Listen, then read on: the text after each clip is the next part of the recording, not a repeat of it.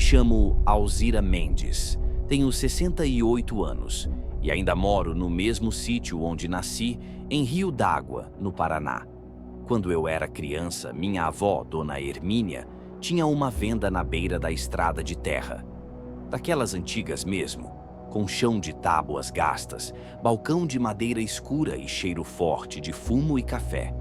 Atrás do balcão, bem preso à parede, tinha um espelho grande, ovalado, em moldura dourada. Eu sempre achei bonito, até começar a prestar atenção no que minha avó fazia todo fim de tarde. Todo dia, quando o sol começava a sumir atrás do morro, ela pegava um pano preto, bem grosso, e cobria o espelho. Fazia o sinal da cruz e às vezes até murmurava alguma coisa em voz baixa. Um dia perguntei por quê. Ela respondeu sem olhar para mim: "É para ela não sair." Eu ri, claro. Criança não entende essas coisas, mas a verdade é que, depois daquele dia, comecei a reparar em mais coisas estranhas. Às vezes, durante a noite, ouvia barulhos vindos da venda. Estalos de madeira, como se alguém estivesse andando lá dentro. E, algumas manhãs, o pano do espelho estava no chão, como se tivesse sido tirado com cuidado. Quando minha avó morreu, a venda ficou fechada por um tempo. Eu já era adolescente e um dia precisei entrar lá para pegar umas coisas. Estava chovendo, escuro, e eu me lembro de ter sentido um arrepio só de pôr o pé naquele assoalho úmido. Entrei, fechei a porta e o espelho estava descoberto. Fiquei parada olhando. O reflexo era o da venda, igual, mas eu me mexia e meu reflexo demorava. Quase imperceptível, mas dava para notar. Foi aí que vi. Atrás de mim, no reflexo, apareceu uma mulher. Alta, magra, pele acinzentada, cabelo preto escorrendo como se estivesse molhado. Ela me olhava com um sorriso pequeno, mas os olhos eram mortos. Virei para trás, desesperada. Mas ali, na venda, não tinha ninguém. Olhei de novo para o espelho. E agora, a mulher estava mais perto, como se tivesse dado um passo à frente. Saí correndo. Tropecei em uns caixotes, derrubei garrafa, machuquei o joelho. Não olhei para trás. Quando contei para minha mãe, ela empalideceu. Disse que minha avó sempre falava daquela mulher. Dizia que ela apareceu no espelho na juventude e que desde então nunca mais conseguiu tirá-la de lá. No dia seguinte voltamos juntas à venda. O espelho não estava mais lá. Só a marca na parede, como se ele tivesse sido arrancado à força. Minha mãe jurou que não foi ela, e ninguém mais entrou ali naquela noite. Depois de alguns anos, o espelho foi encontrado enterrado atrás da venda, embrulhado em pano e arame farpado. Disseram que foi minha avó quem enterrou, mas a pergunta que me persegue até hoje é: por que ele saiu de lá sozinho?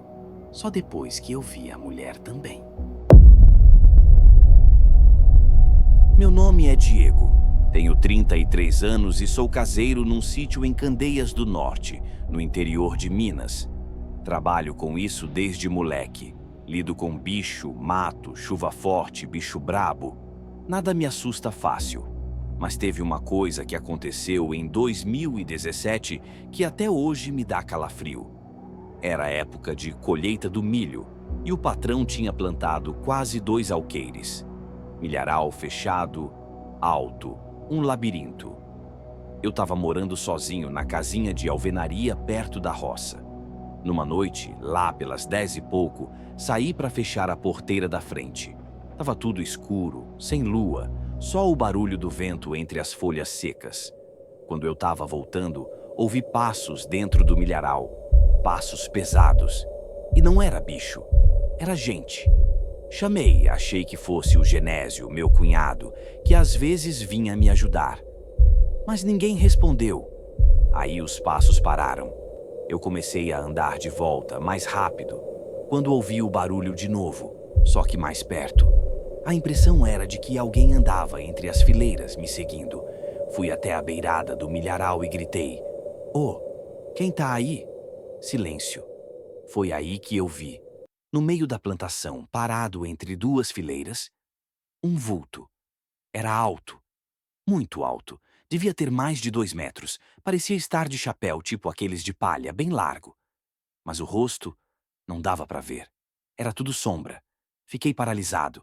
E o pior, ele não se mexia. Só ficava ali, parado, olhando. Virei e saí correndo para casa. Tranquei tudo, acendi vela, fiz oração.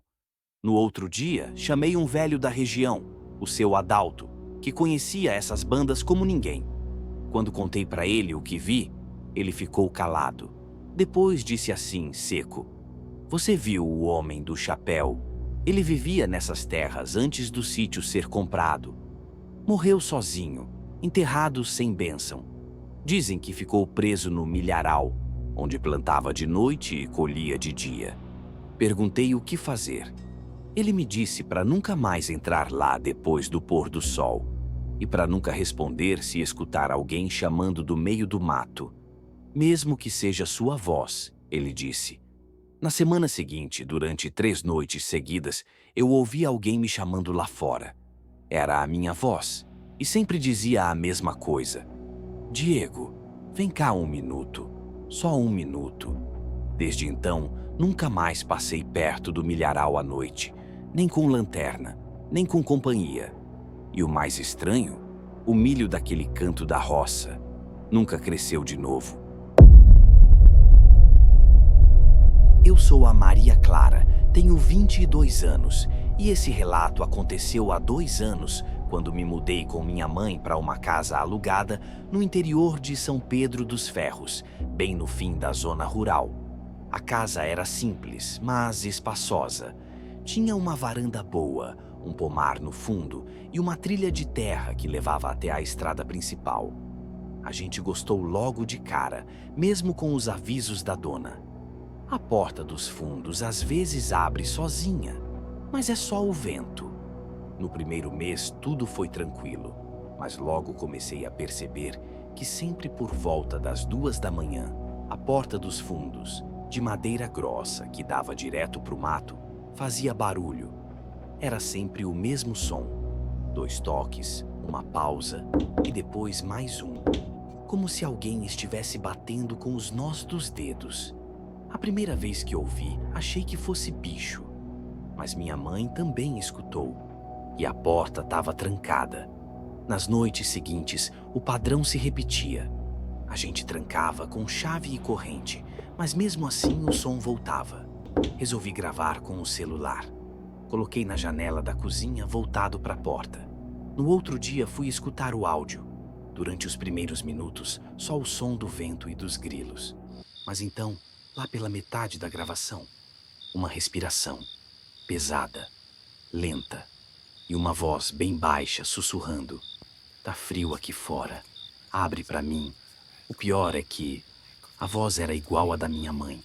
Só que, naquela noite, ela estava dormindo comigo, no meu quarto. Mostrei pra ela o áudio. Ela ficou branca. Apagamos a gravação e tentamos esquecer.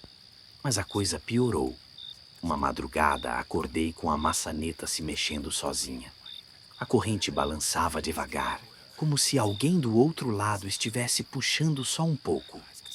Fiquei paralisada, sem voz. Quando finalmente criei coragem, fui até lá e vi uma coisa que me arrepia até hoje. Havia marcas no lado de dentro da porta, como se unhas, pequenas, finas, de criança, tivessem riscado a madeira de cima a baixo. No dia seguinte, chamei o senhor Tião, que morava ali perto.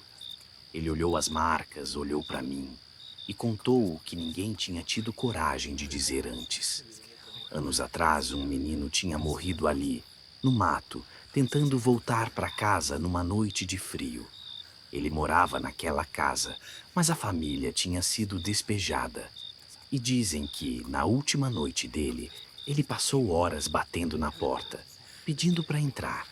A família nunca ouviu, e o menino morreu de hipotermia a poucos metros da porta. A voz que escutamos, dizendo que tá frio, pedindo para abrir, talvez seja a mesma de quando ele ainda estava vivo. Mudamos de lá pouco tempo depois. Mas até hoje, de vez em quando tudo tá em silêncio total, eu juro que ouço. 2 toques, uma pausa e mais um, sempre às 2 da manhã.